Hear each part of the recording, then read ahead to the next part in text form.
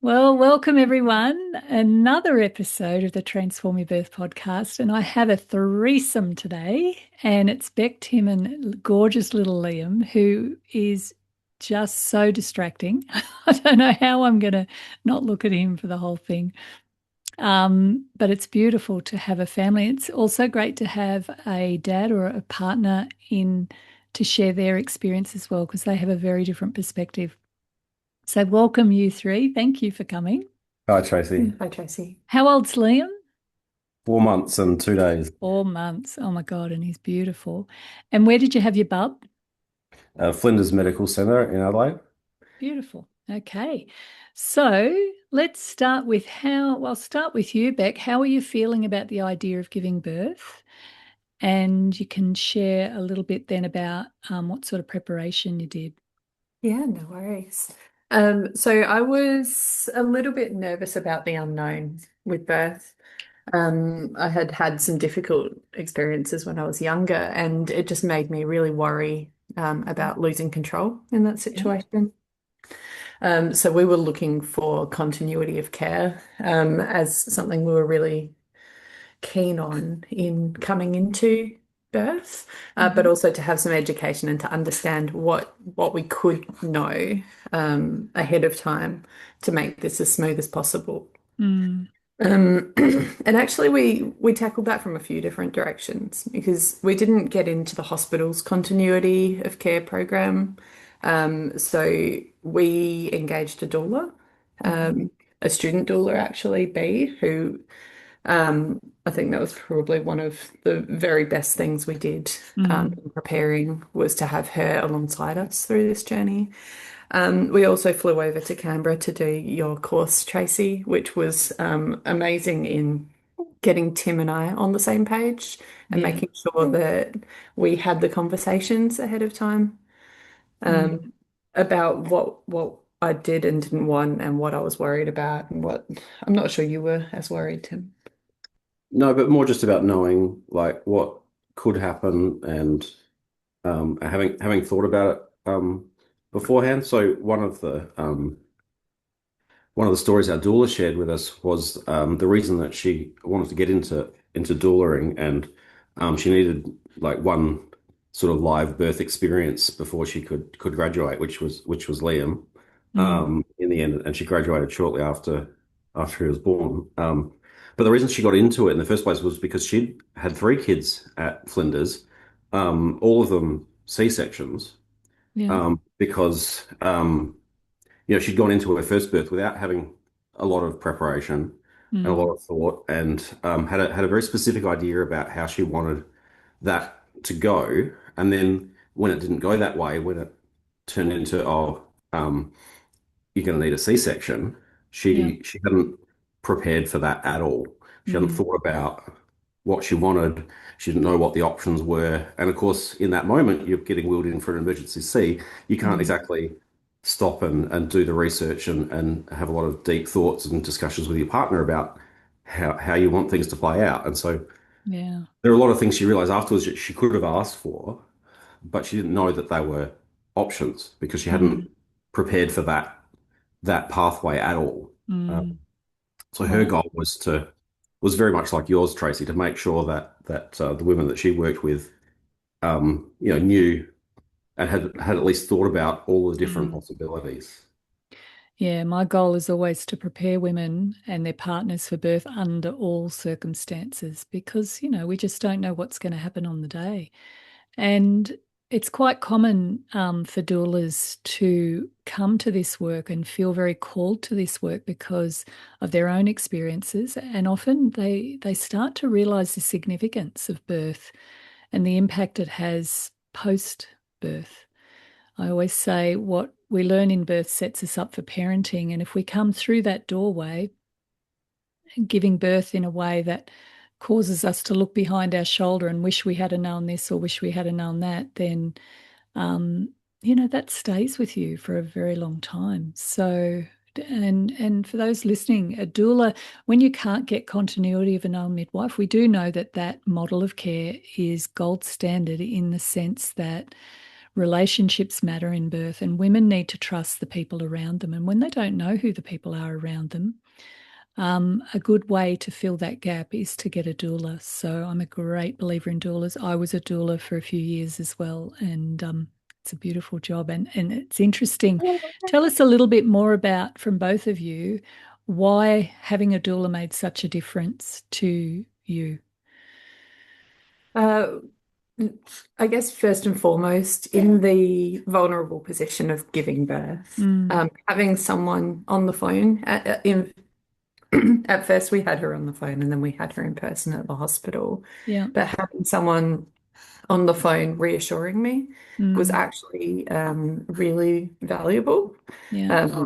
I really appreciated being able to just say, "Oh, look, I'm feeling nauseous, for examul. Is that Mm, normal?" She'd yeah. say, "Yes, that can happen." Yeah. So Yeah, that's right. Liam. So you don't sort of spin off into this what's going on. You can Mm, just go, that's normal, and you can kind of get on with working through the contractions. And yeah.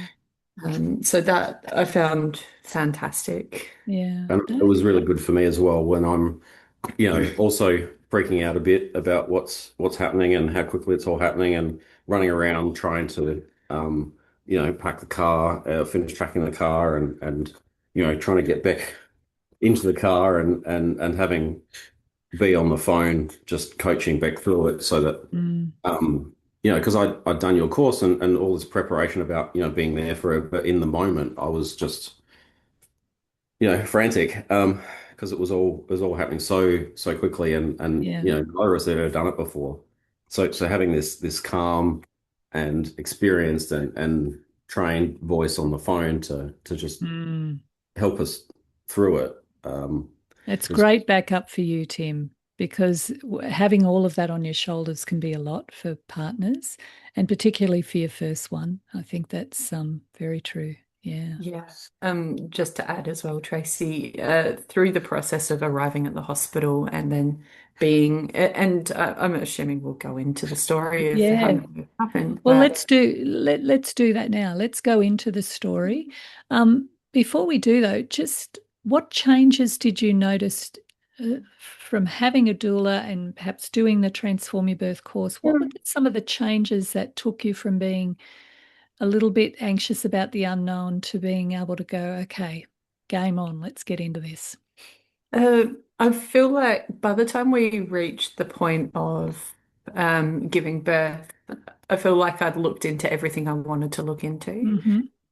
And I had a fairer understanding of the ways it could go, the Yeah. ways it might play out. Um, I think that combined with building a relationship with B Mm. um, really helped Yeah. to just sort of settle me and actually have me really feeling quite calm about it. Mm. I wasn't feeling anxious at all. Yeah, beautiful. Did the I practices help? remember. Yeah, we did do the practices, and I completely forgot to do them during the process. There was too much going during on. the actual labor. Yeah. But I remember Beck turning to me at the end of the first day of your course and just saying like just the amount of information that Mm. that you downloaded in that first day was enough to just reassure her that like yeah she's got this like Yeah. she knows what she didn't know about what could happen and that she could handle whatever Mm. did happen like it was really just a fear of the unknown of Yeah. um and like you said losing control as well and then Mm. so on the one hand um you know getting that message that you really can't control it, but you can Mm. control how you respond to it, and that she was kind of prepared to mentally to respond to just having Mm. talked through all the different scenarios and go, okay, yeah, I think if that happened, we, Mm. we could deal with it, right? Yeah. Rather That's the than antidote to the uncertainty. It is the biggest thing women have, and their partners have to get their heads around, is the fact that we cannot control this, but we can influence it. and we can start to train ourselves to respond a certain way. And once you understand the process and you understand what can happen, like what the different possibilities are, and that the tools that you learn can support you through all of those, then the subconscious goes, okay, we have an answer. And I love, that's why I keep doing this work, because I love to watch the transformation that people go through when it comes to really looking fear in the eye and moving beyond the fear into a level of doability, if that's a word. Yeah. Yeah.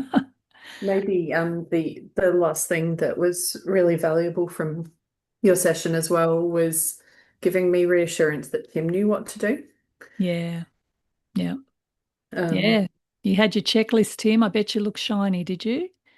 it looked great. No, it all went out the window as soon as the convertible hit the fan, and I was running around panicking and trying to clean Beck's vomit out of the sink and get the Well, we better get into the last story. few It things in the cart. So, sounds a bit graphic. Let's get into it, eh? You poor um, darling. to set the scene, Yeah, go. Beck was at 41 weeks. Uh-huh. So she was due on the 8th of December, and by the um, 11th, we went in for our 40-week appointment at Flinders, and they put in the paperwork for us to be induced if Oh, it goodness. came to that. And we were told, oh, you'll get a phone call 72 hours before your induction slot when once you've been scheduled in. We got a call the next day to say, this is not the usual 72 hours, but can you come in 2 days? Because it's the lead up to Christmas. We're all booked up. That's all we've got. So that would have been 40 plus 6. Mm-hmm. And we said, well, we don't really want to be induced. Like we wanted to wait the full 10 days after, Yeah. like 41 plus 3. And if he's still hanging about at that point, we're happy to go for an induction, but we really want to give him that full 10 days to come naturally if possible. And so the admin lady on the phone had to go and talk to one of the midwives and came back and said, oh, yeah, no, just you can, of course, decline the induction, but how about you just come in for this appointment and we'll do a wellness check and talk about it and see where you're at. And then if you don't want to be induced, you can decline it, as of course you can for any medical procedure. So that's what we did. So we went in on the Sunday, 40 plus 6, and uh, got all checked out, and they hooked back up to the machine, and I was watching the numbers go up and down that were measuring her contraction. And I said, Beck, do you know you're having a contraction right now? And she's like, oh, really? Am I? And I said, oh, yeah, and the number's going back down again now. And she's like, oh, I can sort of feel something kind of letting go now. But she was completely unaware Mm. um, that she was actually having contractions. Oh, Um, that's interesting. Just before we go further with this, I just want to touch on that piece around, um, well, you're 40 weeks, now we'll start to book you in for an induction. We've got an induction rate for first-time mothers of up around 50%. I'm sure it varies from place to place.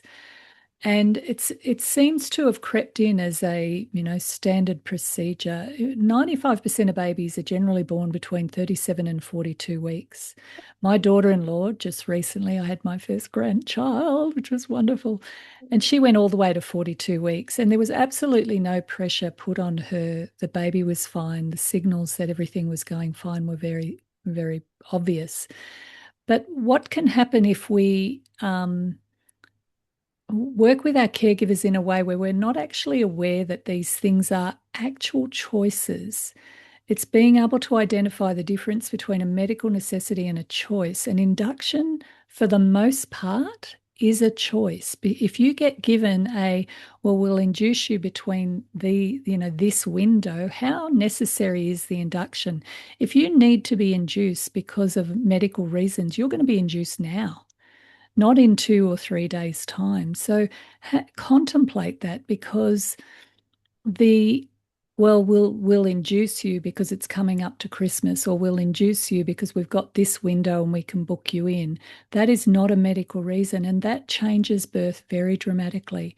Rather than spontaneously going into labour at home, where you're more likely to dilate more efficiently, you feel, you're in your nest, to going into hospital and having the whole process start and finish there is going to change the experience dramatically, and potentially how efficient your labour is, the people coming in and out, the monitoring, all the things that go with induction are very significant.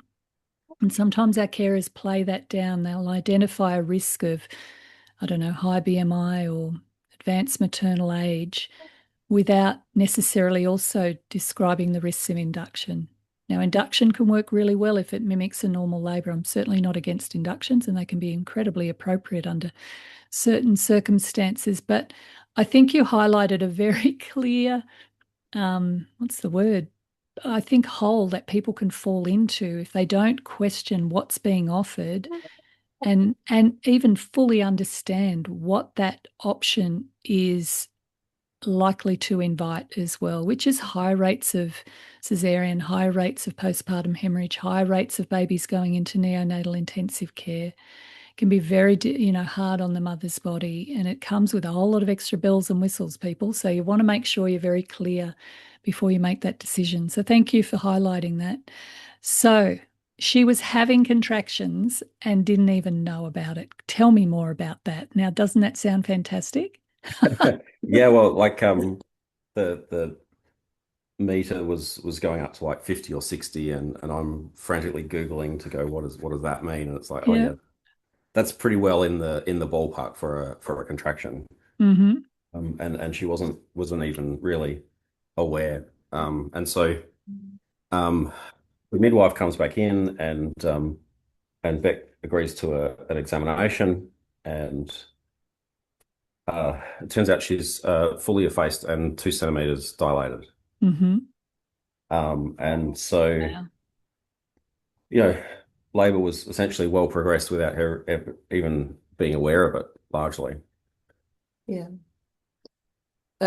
So they sent us home and said, look, we'll rebook your induction for a couple of days' time, but we don't expect you to make that date.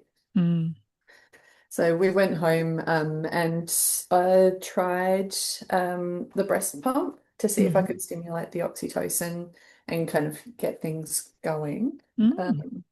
And so I was pumping that night and then the following evening. Yeah. Um, and that following day turned out to be the day he was born. We didn't know it at the time. Yeah.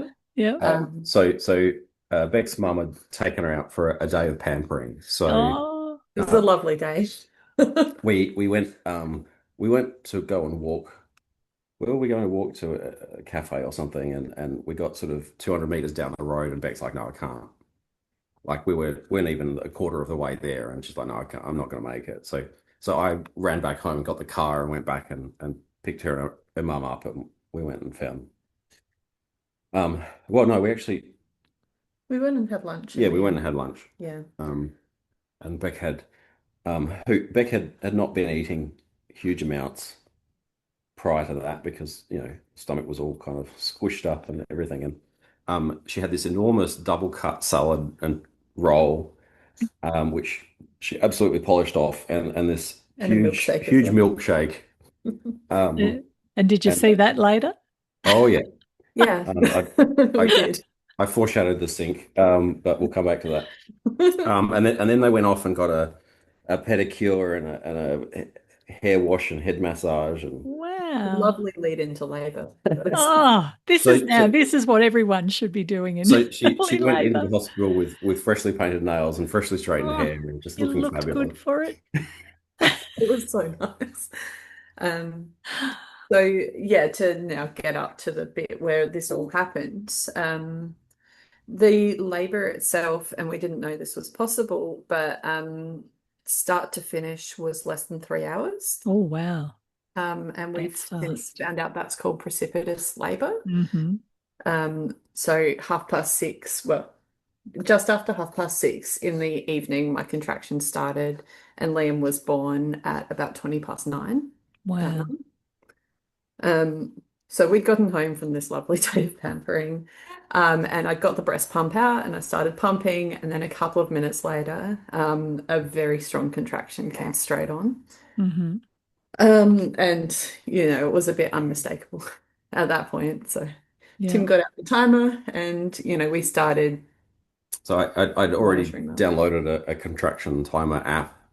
Um, so when the first one happened, I would open the app, push the button, and so when the second one came around, we already knew okay, that was about 4 minutes Right. between. So and at this stage, Beck was like, "Oh my God, if that's the first contraction, like what are the final ones going to be like?" Like it was quite strong, and the app was asking us to like rate it out of five, and we're like, "Well, the first one we don't know where that is on the scale, so we're like, oh, I guess we'll call that a three." Like it Compared to what? Yeah, feels exactly. quite strong, Yeah. but like we don't know how much worse it could get, right? So I think, yeah, looking back now, I realized actually that it didn't get that much more intense. Hmm. So this strong contraction from the get-go, I remember saying a few days after the birth that that was probably an 8 out of 10.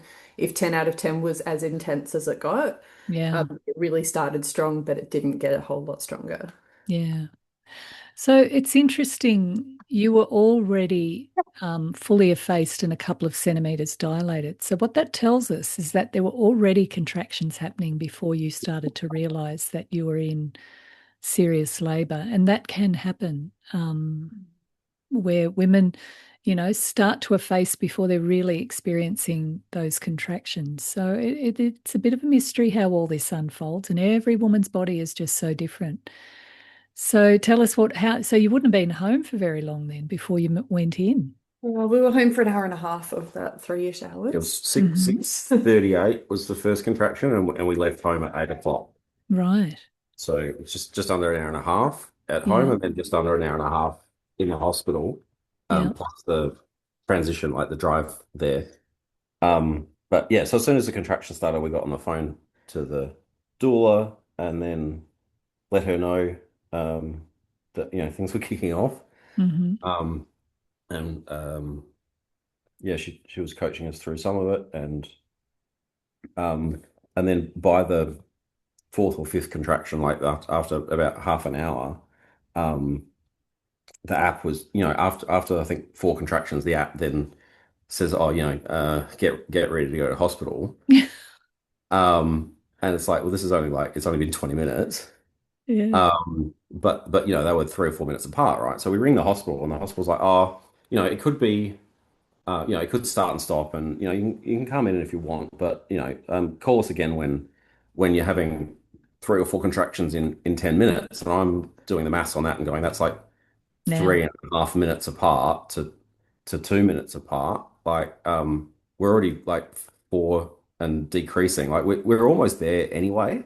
Mm. Um, and then so So then, how did you make that call to go in? Like what? Because well, this is where it gets tricky. If you've got an app saying now it's time to go into the hospital, and then you've got a midwife say, "Oh, stay at home, stay at home. You're a first-time mother. It's going to take days."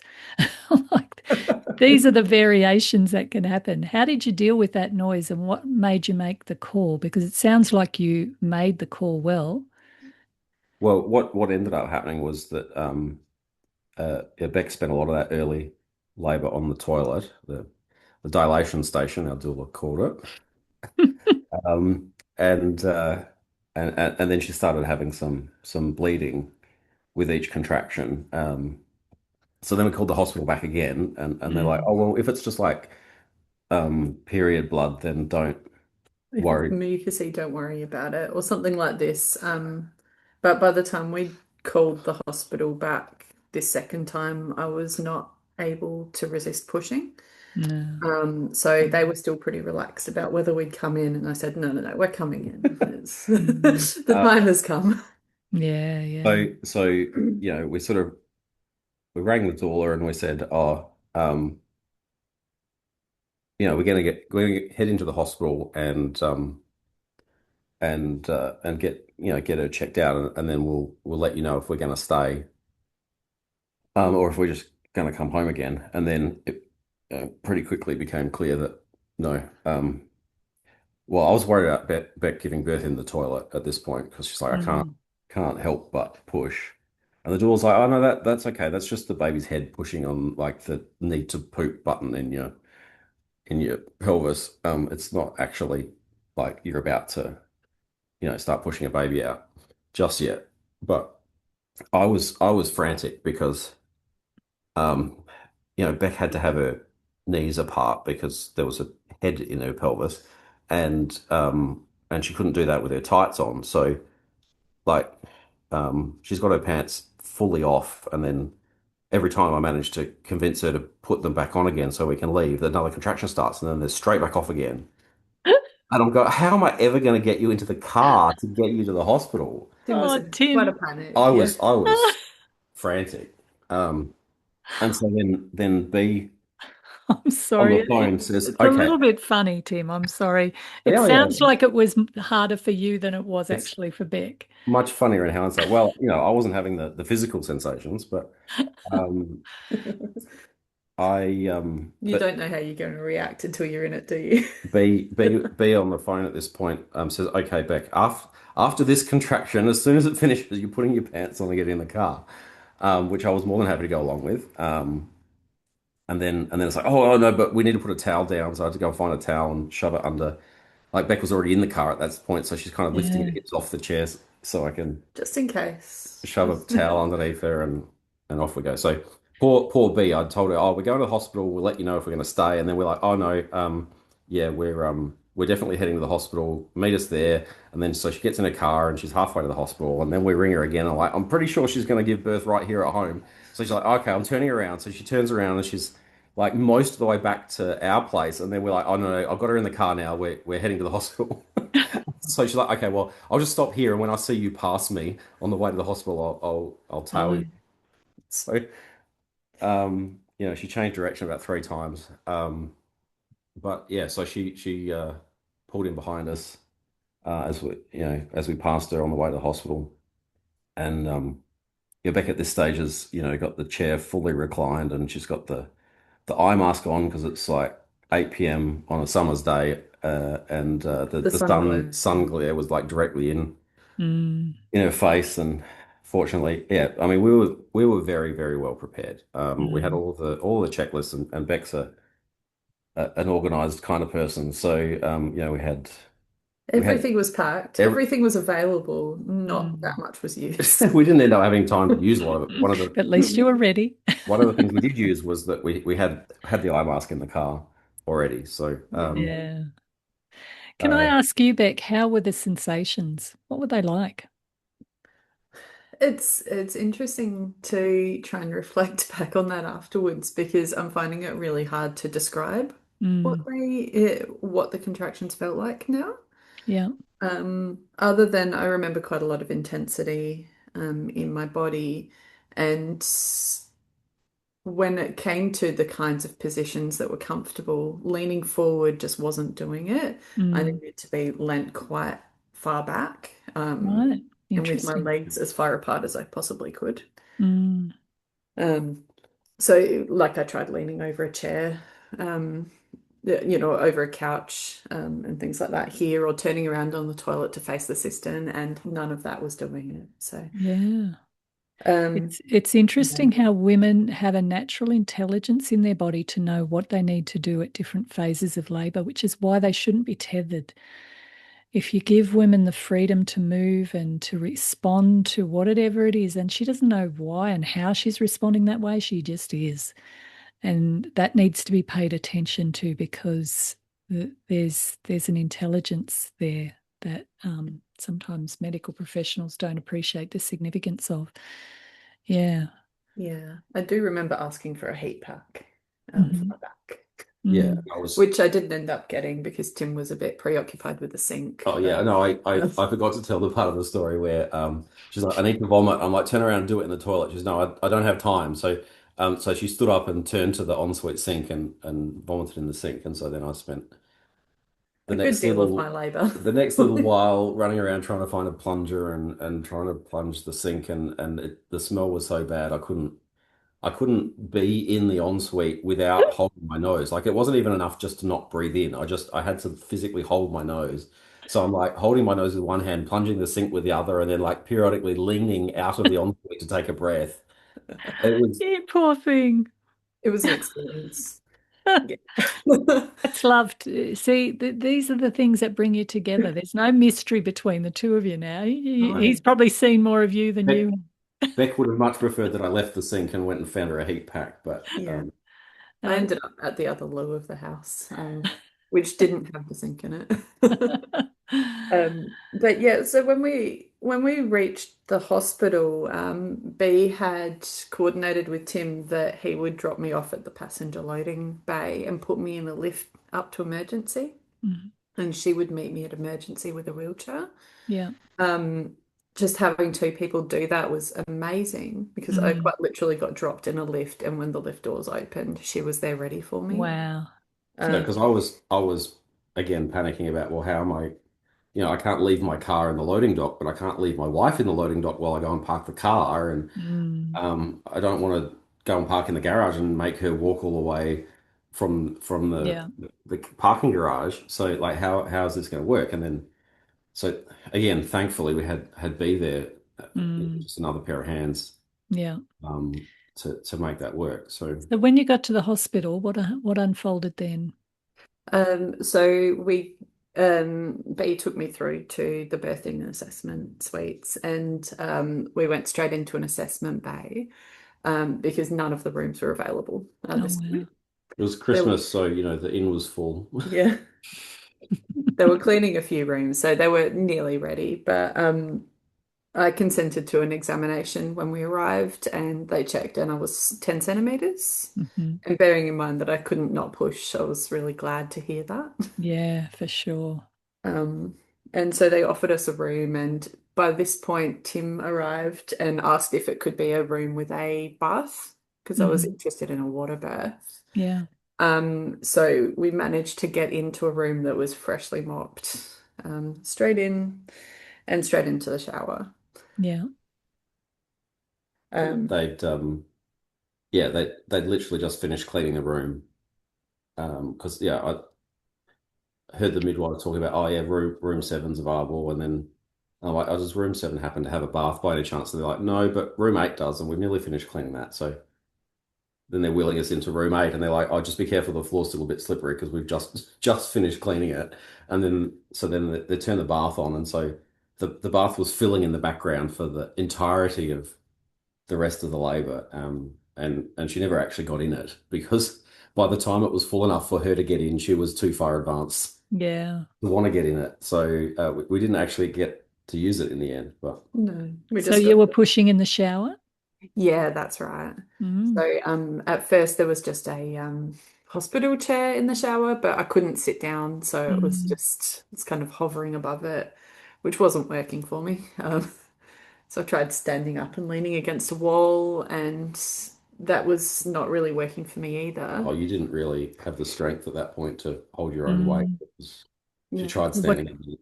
what did you end up doing? Well, at the time, to me, this all just kind of appeared for me. But in discussions with B afterwards, she'd actually spoken to the hospital staff about getting a pregnancy yoga ball in there and a mat for me to lie on. Yeah. Yeah, I Um, think I think the midwives had found like a waterproof like acro mat, like Hmm. foam mat that they could And put did in that the shower, work? her to kneel on, and yeah, so I transitioned to the ball first, and I was sort of collapsing onto the yoga ball between contractions. So I'm Hmm. a towel down, and that was really nice actually. Mm. But what the midwives were finding was they couldn't get a read on Liam between my contractions with me at that angle. And so they gave me a few positions that they thought might be better for getting a read. And just said, between next contractions, are you able to get into one of these positions instead? Hmm. Um, and so I did. I ended up laying down on my side, with my leg up, perched on the bath that was still filling. Yeah. that gave them the access that they needed to get a Doppler and I think later a CTG in Mm, to check that Liam was doing okay. yeah. Yeah, she's lying on her side, sort of facing the bath with her sort of top foot resting on like the lip of the bath Mm, to yeah. keep these apart, you know. It So was what pretty good, position did you end up pushing in the that end? position. In So that, so you the whole stayed rectal there and had the labor. baby there. Yeah. Beautiful. And what was that like? What was the second stage like in that pushing urge, Beck? Tell us about that.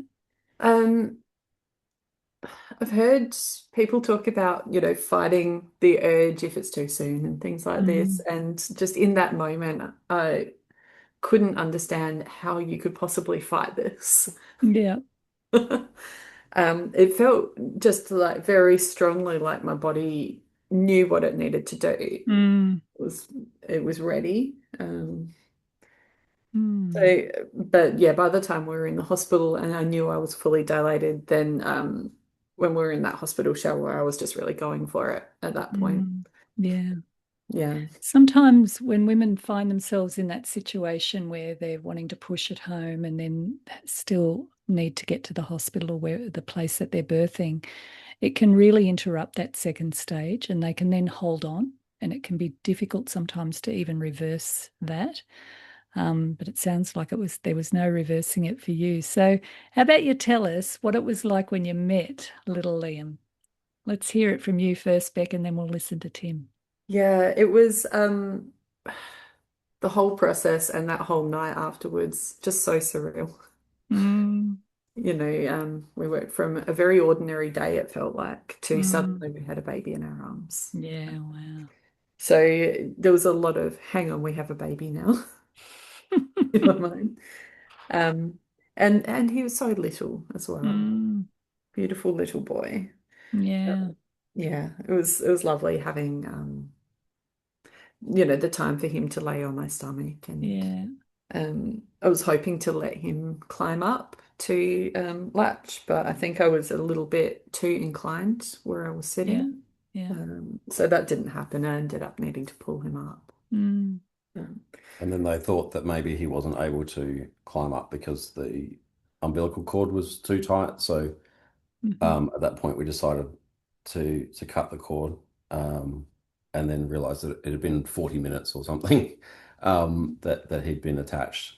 Yeah, So beautiful. the cord was well and truly drained by that point. yeah, the Yeah, passage of time through this whole yeah, period and afterwards is it's just not, yeah, yeah. You're in lost a all very different context. sense of time, aren't you? You are in an altered state for sure. Now, Beck, just on that though, the speed of your delivery can cause some women, we often think, oh, that'd be great having a 3 hour labor, but it's not all it's cracked up to be. The shock of that can really stun the mother afterwards, and it can take a while for her to return. Was it like that for you? Yeah, I think probably where that mostly came out for me was I was sort of expecting to feel a real bond with Liam straight away. Mm, And yeah, really that took a little while, probably took a couple of weeks to really yeah, um really connect. And I remember talking to Tim about it and, oh, self-doubt creeps in, of course. mm, Um, about whether or not this is, something in me. But looking back now, I think I just needed a little bit of time to you did. process what just Yeah, happened. And then a couple of weeks later, I can see the love in her eyes. I'm like, yeah, yeah, that you it's found that happened. bond, haven't you? Yeah. Exactly, exactly.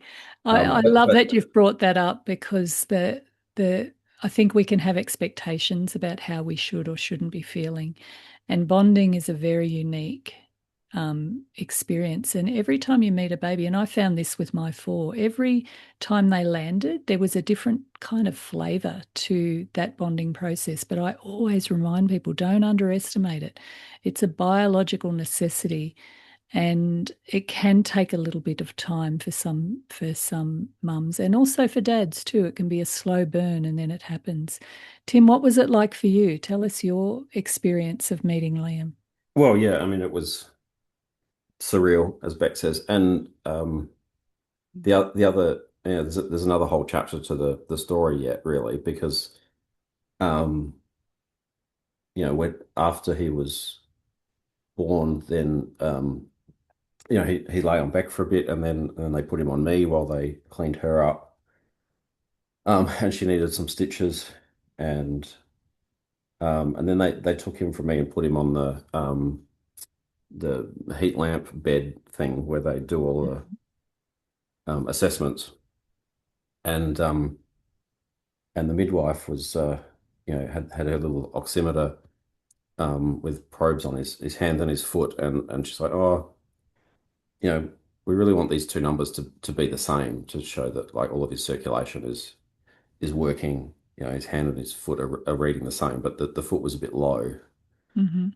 And so she said, well, I need to call the baby doctor, the pediatrician. Mm. Um, So he needed a bit of help so post-birth. the Yeah. How long did pediatrician, that take?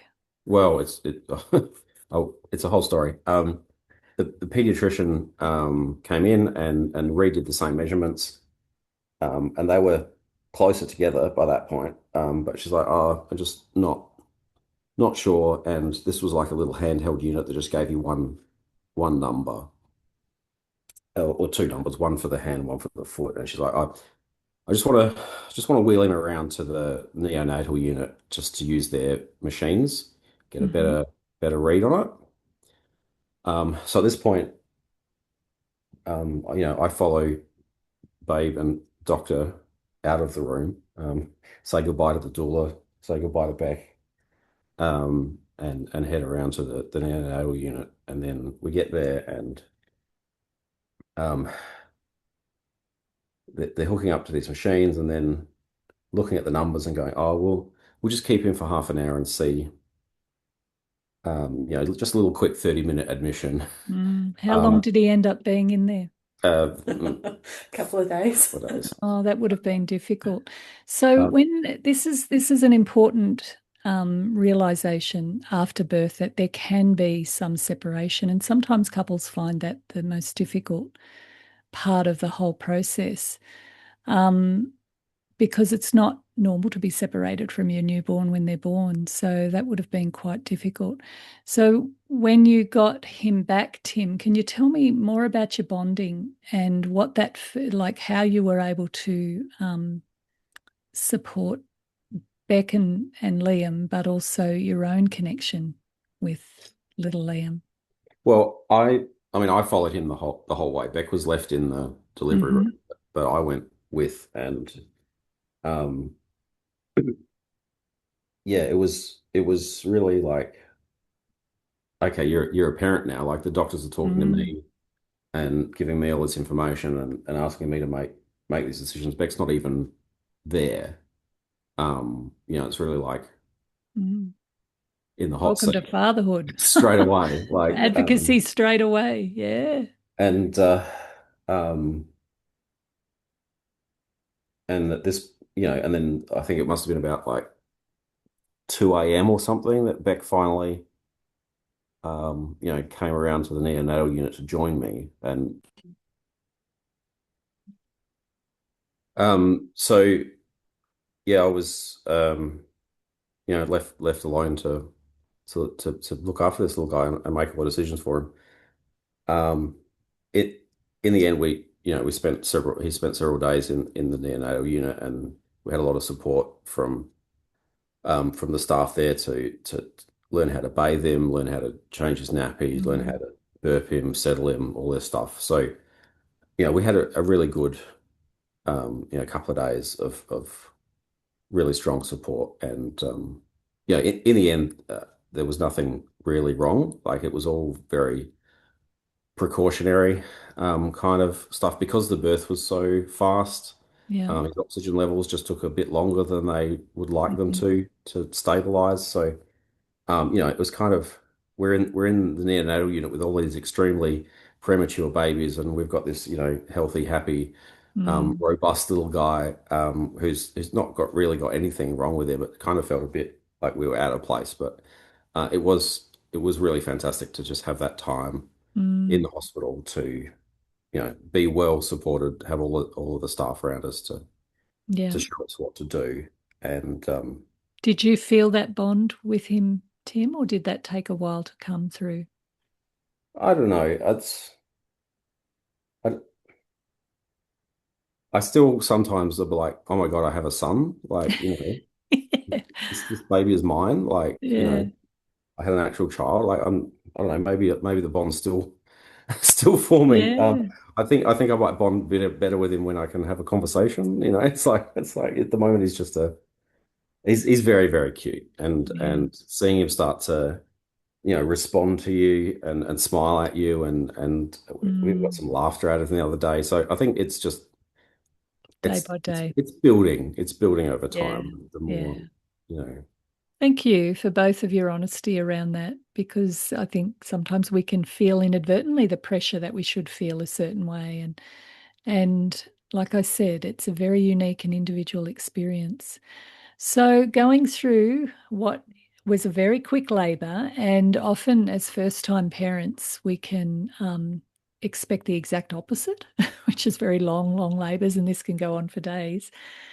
Um, and your transition into parenthood was quite quick. What what wisdom would you share with a pregnant family?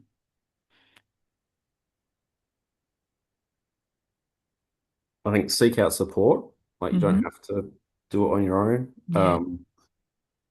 Don't necessarily. I mean, it depends. I think a lot on where you're birthing, but we got a lot of the kind of messages that Tracy was even giving today about hospital staff and medical staff can Mm. can be this and can be that, and that was not our experience. Like, all of the staff were absolutely wonderful. Isn't that great? Some of them were preoccupied with like the midwives were focused on getting Liam's heart rate after each Mm. contraction, and less so on Beck's comfort. So having the doula there who was kind of Yeah. not in the middle of it all like I was, but not focused on the baby, but focused on Beck. Mm. And going, what can I do to make her life easier? That was fantastic. Yeah. But in general, I had nothing bad to say about any of the staff we interacted Oh, with. They were all wonderful. They're amazing fantastic. people, the role they play in our All of lives. You all never of the forget your midwives. all of the education that we got from the hospital was Mm. perfectly aligned with yours in terms of, you know, all medical procedures are require consent, and you can say no to anything, and Yeah. like it's all very modern, and Yeah, uh, I would say the same. I would echo what Tim said. Having a doula there was something that I plan to repeat. Mm. That was extremely positive experience. I felt very supported Yeah. through that. And while I didn't use a lot of the pain relief tools, because we just didn't have uh, time. I was really glad to have the option, Yeah. if that makes sense. So I'm really glad to have done the preparation that Mm. I did, even if I didn't utilize it on the ground. Yeah. And maybe the last thing, and I mentioned this earlier, was the contractions coming on really strong from the get-go. I think I would have liked to know that it wasn't going to get much more intense. Mm. We don't Which is always have the luxury of knowing that, though, do we? Just don't know. But yeah, that would have been my first labour started like that too, because my waters broke, and that often brings babies down quite strongly. And so I had very strong contractions right from the beginning. And it is hard to know to what degree this is if you were to give it a score out of 10, and compared to what, particularly when it's the first time. It's tricky. It's part of the mystery.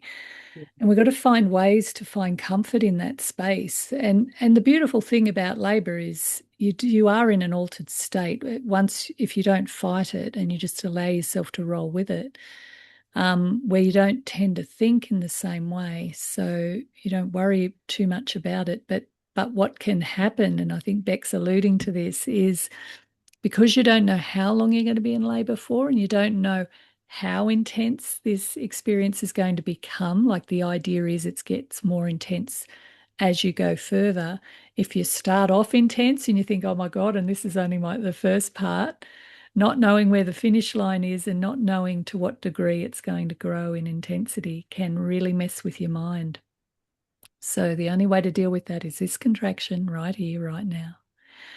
So, my darlings, thank you so much for sharing your beautiful story with little Liam. And he's now asleep. He's been incredibly, oh my God, he's so beautiful. He's been very quiet through listening to his own birth story. I think the lessons we can learn from Bek and Tim is the power of teamwork and also getting a doula. I think their story of first births are not always long births. They can be very quick and efficient labours. And that sometimes we do get separated from our babies, and that can be very, very difficult. But don't ever think that that window of opportunity for bonding gets closed because of that. Not at all. Bonding is a biological necessity, and it has its own flavour, its own time. It happens in its own way. So do your best not to have expectations, but just trust that the connection that you will form with your child will absolutely be there, because a child's survival depends on it. So thank you again for listening in to the Transform Your Birth podcast, and we'll have more goodness for you again. See you later.